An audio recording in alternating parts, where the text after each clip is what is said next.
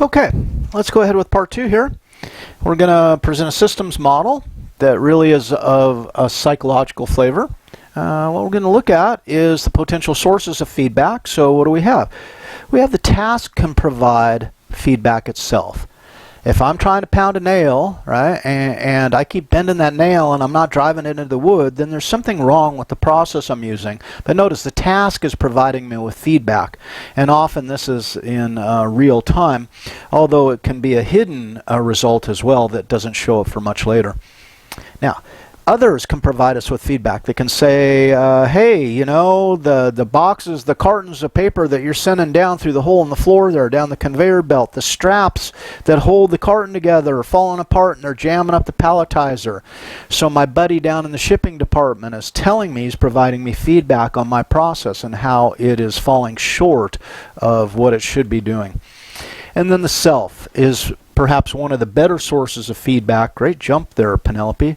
And to the extent that we involve people in the goal-setting process, we can actually increase or improve this situation. Now, this leads to the recipient characteristics, and this is truly the psychological part of this, is what is this person about? How's their self-esteem? Do they have low self-esteem and they're going to take poor feedback as confirmatory evidence of how they suck? Right? Oh, God, I suck. I always sucked. I can't do anything right. Or is this a high performer? Do they have high self-esteem? They think the world of themselves, and they want good, honest feedback so they continue to improve their performance. That would be someone who has high self-esteem that's stable.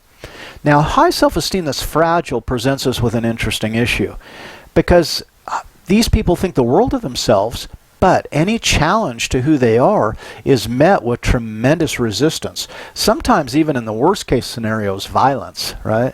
So self-esteem enters into this. Self-efficacy also enters into this. What is the belief that they can do what they can do and how well that they do it, right? So you can use a person's self-efficacy. If they believe they've mastered a process, then we're probably going to provide feedback that shows very incremental improvement potential. Right? If it's a newbie, we need to build their self-efficacy to a greater extent because obviously they're new at the task. Now, what are their needs and goals? And let's consider this. Does the person like feedback? Do they require feedback? Will this be useful, right? What are they trying to do? But now notice the goals gets back to this, and this is one of the great things, again, about having people participate in their own goal-setting process. What is their desire for performance feedback? And obviously people are going to differ on this. Some people really want to be evaluated every step of the way. Sometimes we describe this as they want their hand held through the process. Other people don't, right? So let's embrace individual differences in this regard. Now, the perception of the feedback, two things to consider. Will they interpret this as primarily negative or positive? That's the sign component. And then based on the content, and how do those two then support each other? Finally, the cognitive evaluation. Will the participant, the recipient, feel that the feedback is accurate to the extent that they helped negotiate the performance measures and how those areas will be measured, and they have trust in the measures, then they'll probably then view the feedback as more accurate. Something that helps with this is the feedback source. What is the credibility? So credibility as a person, but also credibility as a process that's gathering the feedback. Is the system considered to be fair? If I believe that those people over there do whatever the hell they want, and no one provides them with any feedback whatsoever, and here no matter what I do, there's someone jumping on my ass, right? I'm going to say the system's unfair, and I'm going to be more resistant to the feedback. Big clue by 4 here. If you have to give negative feedback, warn the recipient in advance. Say, hey, we got a feedback session coming up in a week. I just wanted to let you know we got some good stuff to say, but then we got some opportunities to look at as well. So kind of expect a mixed bag on your feedback. Don't surprise the person. Don't blindside them. Don't have them walk into your office all puffed up and then sit there and deflate them. Not a good way to go.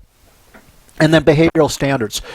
Is this feedback, especially behavioral feedback, consistent with standards that are reasonable and are agreed upon? All this leads to the behavioral outcomes, right? The direction.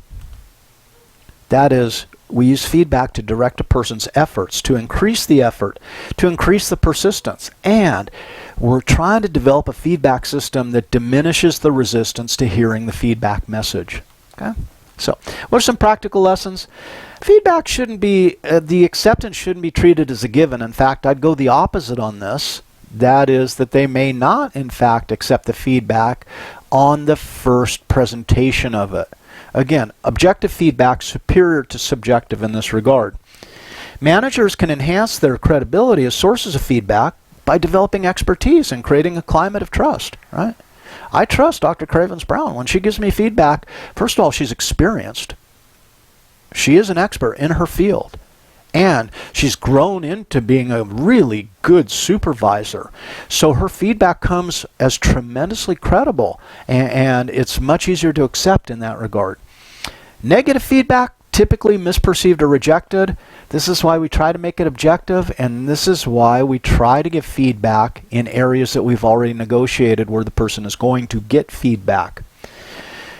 A lot of organizations don't provide feedback frequently enough or effectively enough, so either one. Feedback needs to be tailored to the recipient. That gets back to the previous slide. Think about the person's characteristics.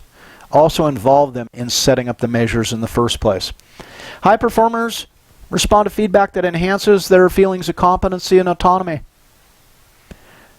That is, high performers like to kind of call their own shots. So design the feedback in ways that allows them to increase their sense of autonomy and develop greater levels of competence. Recipients are going to perceive the feedback, right, as more accurate when they participate in the feedback session, and that's basically what this whole lecture boils down to and what our assignment will boil down to.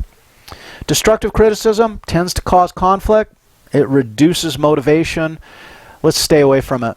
It's just not going to help. If we're out to hurt people, then we got to look inside and say, why am I trying to hurt this person, rather than supply them with objective feedback.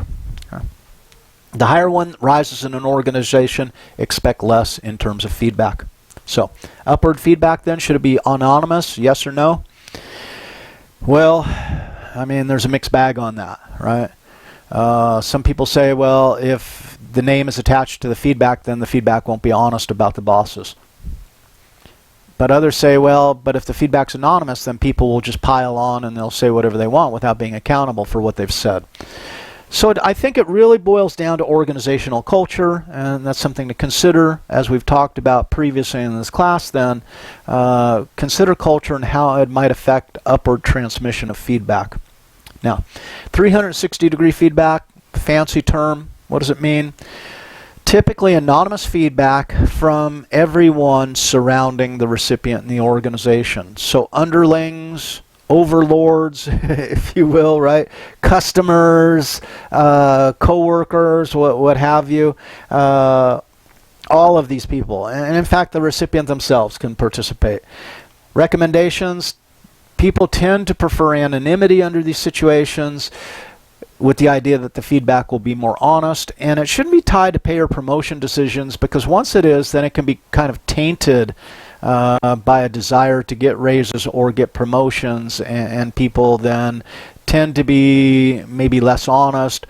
Popularity is now a subjective factor that often enhances some people's feedback and diminishes other people's feedback. And it's not supposed to be a popularity contest. It's supposed to be feedback based on objective measures. So again, we try to adhere to that. Trouble signs for organizational feedback systems. If it's used to punish or embarrass or put people down, we're barking up the wrong tree there. If people see the feedback is irrelevant, I know, yeah, okay, so you're telling me about this, but that's not even something I really do, or it's not something matters to what I do, right? Not that useful. You know, if someone comes to me and says, well, Mark, we think that you look professional, and I'm like, well, I don't know how that changes the way I do my job.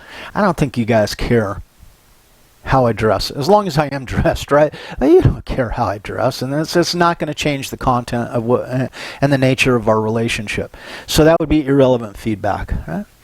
People are receiving feedback when it seems to be matters that are beyond or outside of my control, then I'm not interested, right? And the Deming 85-15 rule. This is huge right here. If this is a systemic failure and you're giving me feedback about my performance, but it's actually just a result of the system, then I don't want to hear it, right? So 85-15, about 85% of what's going on in our organization is the system, not me. So feedback needs to be tailored to things that I have a sense of control over, that I can legitimately control. A lot of times feedback sessions become so onerous that people don't want to participate anymore. They might start cheating on the measures or not measuring at all just because it's too overwhelming. Remember, we all have stuff to do already. We don't need additional stuff necessarily put on our plate, right? So that can be a real issue. And sometimes the feedback is too complicated. I had a friend who worked for the gas company, and they had a new consultant come in and sell some vice president some tremendous feedback system, and they would get feedback every 3 to 6 months. And he showed me the feedback report one night over a couple beers. He said, "Mark, check this out. You're an org psych. Explain to me. Tell me how this works." He says, "I don't understand it." And it was like 48 pages of feedback. And it's using all this weird terminology and all this stuff, and we're reading it and we're just laughing, going, "This is meaningless. I don't know what they're trying to tell you, but I don't know what this is saying." And he's saying, "Well, no one else in the organization does as well." And notice how that destroys credibility of the people operating that system. So you want to give good feedback? Here's some tips. Relate feedback to existing performance goals and expectations, and you should know what those is because you negotiated the goals with the folks that you're giving the feedback to. Specific feedback tied to observable behavior, measurable results. We got that, right? Because what we did is we negotiated what's going to be measured and how it's going to be measured. So we're already good with that, right? Channel feedback towards key result areas. And you'll see in the assignment that's coming up here in a minute how we're going to look at that. Give feedback as soon as possible. We've already said a couple times, make it timely. Give feedback for improvement, not just results. So think systemically. How are you doing, not rather than what are you producing? Okay? So feedback on performance and certainly not on personalities. Right? Okay. Base feedback on accurate and credible information. And again, we've got a leg up on that because we're negotiating what we measure and how we measure it from the beginning. So let's make it real. Let's turn it into homework 10, designing the feedback process. First question I want you to answer, and how you divvy up the work. You guys should be getting pretty good at this by now. 85-15 rule. What does that have to do with the feedback system? So explain that. Number 2, I want you to select a job, all right, as a model example for this assignment. Now, it might be easier if you select a job that someone on your team has done or is doing. Or you can just pick a job out of a hat. That's kind of up to you. What you're going to do, though, write down the job, record that, and then I want you to go to ONET, and here's the link. ONET is operated by the government, and it's everything you wanted to know about every job in existence. It is a freaking awesome website, but what you do is you search for the job. So if someone's doing a job on your team, then you put that job into the search box, and what it's going to do then is going to produce a list of related jobs. That job and all the related jobs. Click on one of those, and then it's going to show you like knowledge, skills, abilities, right? And other factors that someone who's doing that job, what are the components of their job? What are the expectations? From that, I want you to pick 3 job duties that are listed in there, right? In ONET, and those will be the improvement domains for the current evaluation period.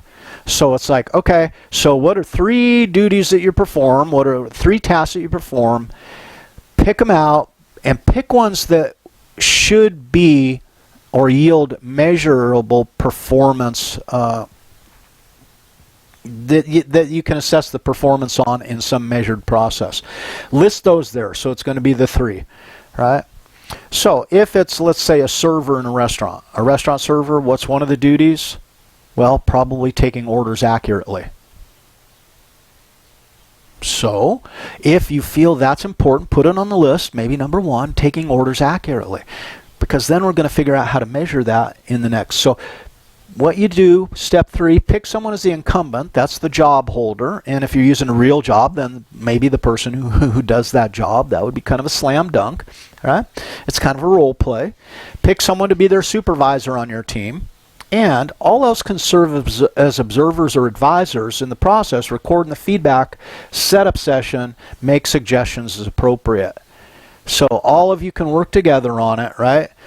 List who's in what role, so I know that when we look at your assignment. Now, determine the 3 improvement goals, right? And that was based on the previous 3-item list. I want you to use the SMART goal process, so I want you to actually work through it, negotiate through it, right? So it's interviewed via the incumbent, the interview of the incumbent by the supervisor, but we have all our witnesses, observers, etc. to contribute here as well. Ultimately, the goals are negotiated between the incumbent and their supervisor, and they're going to include quantifiable measures. What will be measured for each goal and how? Right? So, let's take the order example. Over the next 6 months, what we're going to do is track the number of inaccurate orders placed. And we should see those diminish over time as the goal, right? And we might say that we find on average that we have about 2% of orders involve some inaccuracy. And by the end of our evaluation period, we want to work on the system. We'd like the goal to reduce that by half down to 1%, let's say. So design your own measures, however that works, right? And you're going to need to do that for all 3 goals. Now, part 5, what are 3 advantages to using the process of negotiating what will be focused on? So now, a tad of regurgitation, but tell me what you expect. I want you to sell yourself on the benefits of using this process. So for number 5, what I'm saying is, hey, look, this is going to be better because, this is going to be better because, this is going to be better, number 3, because, right? And then create an outline script for the eventual feedback session that's going to incorporate the above elements. So basically what's going to happen is we're going to sit down. That is, I'm the boss. I'm going to sit down with the incumbent and I'm going to say, okay, so I see that these were the goals that we had set. Let us see how our measures are supporting the performance of those goals or the achievement of those goals. So it's a very simple outline, but it's going to guide the feedback session. This way the feedback session doesn't veer off into la-la land, right? It stays on target. And there's an additional benefit because what I can do is, your feedback session's coming up, let's schedule it, right? So it's 6 months, we'll see how you did, right? What you can actually do is produce this outline for both the boss, who's going to be guiding the feedback session, right? But also the employee. And if the employee has a copy a week in advance, let's say, before the feedback session, then they're prepared. They know what's coming, they know what they're going to talk about, and they're prepared to respond in some kind of meaningful manner. This makes it efficient, and it makes it increasingly useful, and doesn't blindside people. People are prepared, and they feel that they're participating in this process. Okay?